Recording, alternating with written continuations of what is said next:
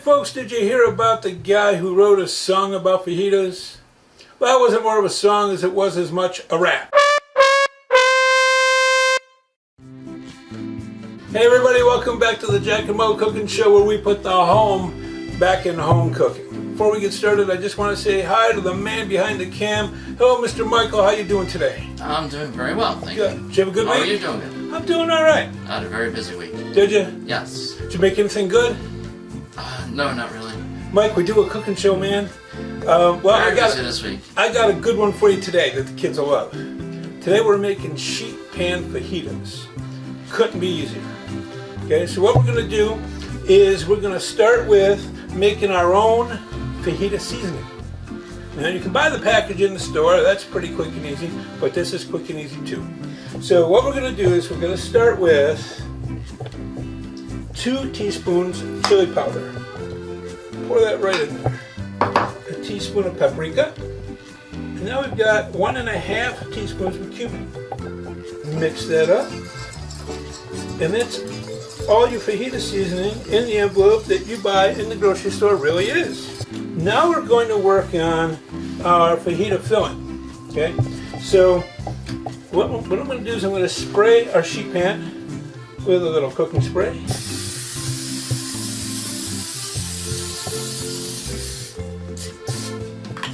Oh, by the way, we have an announcement to make, don't we, Mike? Next Saturday, on the 19th at noon, we're doing our first Facebook Live class. Now, I've been talking about this for quite a while. Well, next weekend, we're making it happen. So jump on the Facebook Jack and Mo Cooking Show Facebook page and reserve your spot. Okay, so we got our sheet pan prepped. How much is the spot? $9.99.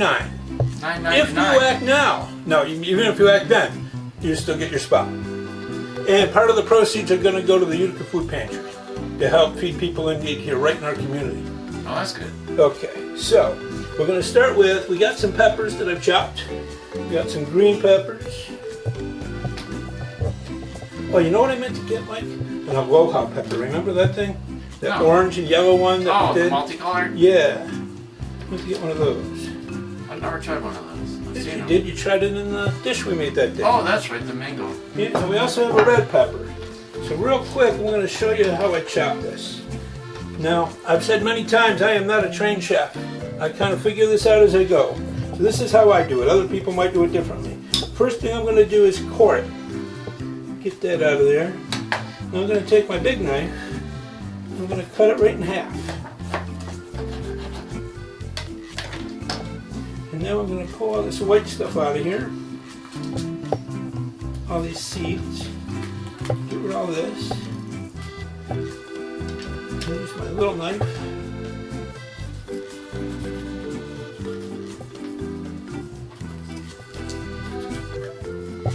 Take that out of there. And then we're just going to cut them in strips. And I find if I turn it upside down. Man. Yeah. Yeah, really. Whoa. Whoa. That's a flying pepper, folks. We talked about the aloha pepper. This is a flying pepper. Okay. So now I put it face down. I use the claw technique. I curl my fingers around so that my knife is against my fingers. Can you see that okay, Mike? Yeah. And I press down and slice. Press down. My knife is not the sharpest today, Mike. I guess not. It's kind of like my brain. They say I'm not the sharpest knife in that drawer. And I tend to agree with them sometimes.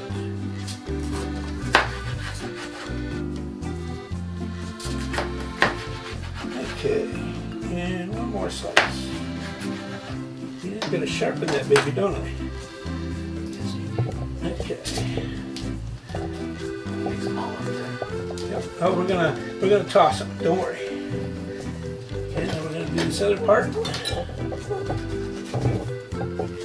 Like I said, there might be more technical ways to do this that people learn in culinary school. This works for me, and whatever works for you. Come in. I just cut off the ends and cut it in half and pull everything out. Do you? Yeah.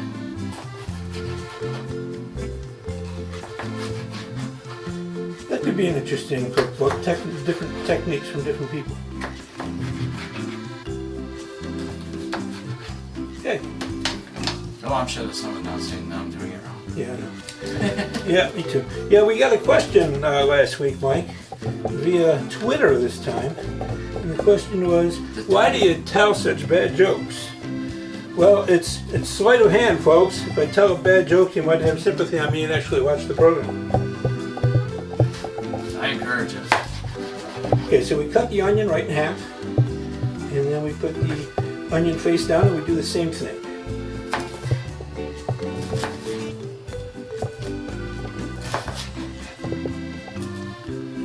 I don't have any tips on how not to cry when you cut the onion. Do you? Sometimes I run water, and I do it kind of right over the water, and it helps a little, but no. It's one of those things that people try different things. Nothing really works. You cry. Deal with it. Yeah. You know? Suck it up, buttercup. Real men cook, real men cry. Right, Mike? Yes. The only thing I've heard that kind of works is if you cut it the long way. Oh. Because you're not cutting as many of the, I don't know, cells that The the fibers? sulfur that make you cry. And what I usually do is just start chopping, and then when my ears start tearing up, I take a step outside for a couple minutes. Okay, so... I use a food processor now. Oh, there you go. So I just cut the onion 4 times, throw it in there, lid on. And Yep. So for the sake of time, we're only going to use half the onion, just so we can get it all in. Do everything we need to do. How does that work for you, Mike? half an onion, good. All right. And next thing we're going to do is we're going to make room, and we're going to put our chicken right in the middle. So here I have about a pound of pre-chopped chicken, and I just sliced it into strips.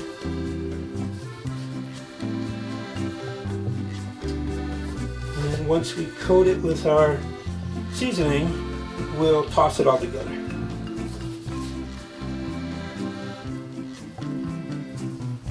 It's just easier to make sure that you coat all the chicken if you separate it from the veggies first. Otherwise, it's kind of hit or miss, you know? Yes. So, this might be a good time, Mike, to quickly do a prophecies of a single parent. So, for folks who know me and know me well, have been following our show, you know that I'm a divorced single parent. And I like to share some tips as I cook about being a better single parent. So I'm going to go ahead and I'm going to sprinkle these guys with our homemade fajita seasoning, and I'm going to give you a little bit of a wisdom that I accumulated while being a single parent. So the hardest thing for me was knowing that I was going to have to go 15 days a month without seeing my daughter. And that was the hardest 15 days of the month ever. So what I did is I set it up so that every night I didn't have Morgan, I could call her about 15 minutes before bedtime and kind of talk about her day a little bit, talk about the next day a little bit, sing a song, tell a story, whatever it was, and say goodnight. And as she got older, that kind of went out the window. I'm too old for that now, Daddy. Okay. So then I transitioned into every weekend I didn't have her, I wrote her a letter. Sat down on Thursday and I spent an hour or so and I wrote her a letter. And we talked about the things we did the week before. We talked about the things we were going to do the next weekend. I included some jokes, some puzzles, ideas for a scavenger hunt, things you could look for around the house. And so we did that for a while. Until again she kind of got a little too old for it. And that was okay. And so now Morgan is a 19-year-old college student who just finished her second semester with a perfect 4.0, might I add. And so now what I do is, on special occasions, on times when she's having tough time with things, or if she's having success in school, I just find the perfect card in the card out the store and send her a card a couple times a month. And that's how I stay connected with her. And that's this week's Prophecies of a Single Parent. Good info. Worked for me, hope it works for you. Okay. There we go. Okay, so now what we're going to do is we're going to drizzle some olive oil over the top of it. So what I have here are 3 teaspoons of olive oil. I'll probably use a little more maybe. Yeah, we're going to need a little more. Is that by weight or volume? Volume. I'm just messing with you. Can't do that to me, Mike. Told you, I'm not the sharpest. Yeah, see? I'm not the sharpest knife in the drawer. Forgot to pull the little pull tabs in. Okay. Oh, I hate it when that little thing breaks. Yeah. And that doesn't come out. Yep. Okay. So now what we're going to do is we're going to toss this a little bit. Open the window, Mike. Time to toss it.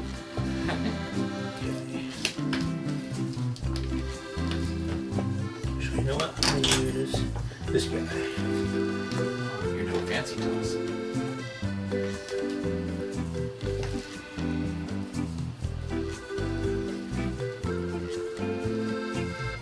Lemon juice on too? Yep, and at the end, after it comes out of the oven. Okay. Yep. Just wanted to make sure you weren't forgetting it. Oh, and that's a good thing, Mike, because we forget a lot of things. And we forgot to go through the order before we started. Do we? Yeah. That's all right. We'll do that in the. Usually we discuss the steps first. Yeah. That's all right. Okay. That just hit me as I was shooting. No, I don't know what you're doing next. And so, all right. So now what I'm going to do is I'm going to sprinkle a little salt and pepper.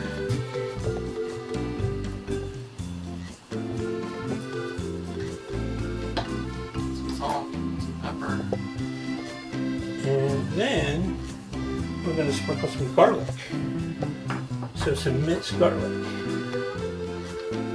So we want 2 to 3 teaspoons of minced garlic. 2 to 3. Yeah, we'll do 2. That's Right. like 12 tablespoons. I was making it. Just Probably wanna- good thing you're making it We then. just want a hint of the garlic because we don't want to drown out the other spices. I don't want much garlic. Not Okay, so this would be ready to go in the oven at 400 degrees for, I say, 25 minutes, or until the chicken is at 160 degrees. And if you have a food thermometer, you can just check it out. But my feeling is 25 to 30 minutes should do it. Do you stir it occasionally or like halfway through? Yeah, you can pull it out, toss it again. Yep. So we're gonna go pop this in the oven. Through the magic of television, we just happen to have, oh, we forgot something, Mike. But The other thing you're gonna wanna do is take 4 of your fajita tortillas, place them in a sheet of tin foil, close them up, and you're going to put these in the oven for the last 5 minutes that the fajita mix is cooking. And then pull them out with the fajitas. And then you have warm tortillas. Okay, so through the magic. flexible tortillas. What's that? And flexible. Yeah. Won't rip on you. That's it. Exactly. Hold it. So, through the magic of television, we just happen to have a finished product. Hey. And I don't know if you can smell it from way over there, Mike, but oh my God, it smells so good. Can't smell it yet. We need smell-o-vision, Mike. Okay, so we're going to take a few teaspoons of lemon juice. We're going to drizzle it over the top. Lemon or lime? I'm sorry, lime. Thank you, Mike. You're welcome. Lime juice. And now we're going to take some cilantro. Actually, you know what? I've already measured out what I need for cilantro. So 3 teaspoons of cilantro. Which is always optional. Yes. Because I don't like it. Oh, you That's should have okay, told go me ahead. that ahead of time. Go ahead. All right, It's so fine. if I I mean, put the, I'll live. if I put the cilantro on, will you taste it? Yeah. Okay. I'll still taste it. Okay. But it's nice. The other thing you can do that I didn't do is you can slice limes and put them right in there. You get that lime flavor right out of the lime itself while it's cooking. But I didn't do that. You probably zest one on top too. Yeah, Yeah, is that- one more line. yeah, absolutely. So there's our sheet pan fajitas, chicken fajitas. So what we'll do now is we'll unwrap the tortillas, and we will plate a couple of these bad boys. One for me and one for Mr. Michael.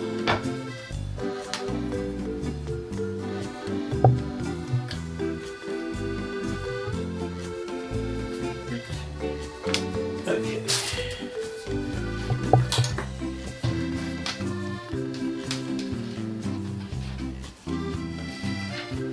This is always the tricky part.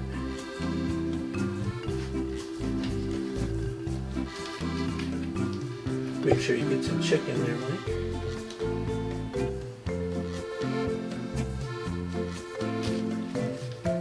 And then I also happen to have some pico de gallo salsa. Would you like some salsa in here, Mike? Oh, sure, why not?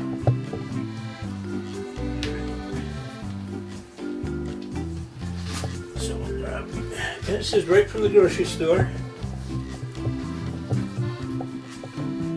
You know, Mike, I like the pico de gallo because it's got less sugar than the jar stuff, Oh, does it? and it's got more natural ingredients. Actually, it has no sugar. It's gotta have some sugar. There's tomatoes in it. No Maybe. added sugar. Maybe. Is that what you mean? Yeah. No added sugar. Yeah. I got you. Okay. There you are, sir. Come on. Put it over there to you. Got a fork in case you need it. Alright. And now I'm going to do it for myself. Lock the camera now. Yeah. So now might be a good time, Mike, to talk about and give some credit where credit is due to the rest of the team. Our produce team is made up of Mr. Tomato, Mr. Paul Tato, Mr. Broccoli, and Miss Cauliflower. Our meat man is Mr. Phil, Philly Mignon. Our dessert team is made up of Miss Cherry Jubilee and Mr. Milton. We call him Milkshake. Our new dietitian is Mr. Cal Laurie. The leader of our legal team is Mr. Thomas Dewey Jr. of Dewey, Cheatham and Hop. And our new insurance man is Mr. Ben E. Fishery. How is it, Mike? I always ask you why you got your mouth full. I know. I do that on purpose, Mike. I know. That was good. Good. And it's about... Needs more garlic. Ah. Well, here's the garlic, Mike. Take all you want. Semi-professional opinion. Yeah, so it was about a 10-minute prep, folks. 25 minutes in the oven. And you've got your yourself some healthy sheet pan fajitas. I kind of overloaded mine a little bit, I think. Yep, mine just kind of fall apart. Yeah, We have no tips on how not to make them fall apart. yeah. And less is more. That's the biggest tip I can think of. So, folks, that's this week's episode of the Jack and Mo Cooking Show. On behalf of myself, Miss Mo, Mr. Michael, we just want to say happy cooking and have a great day.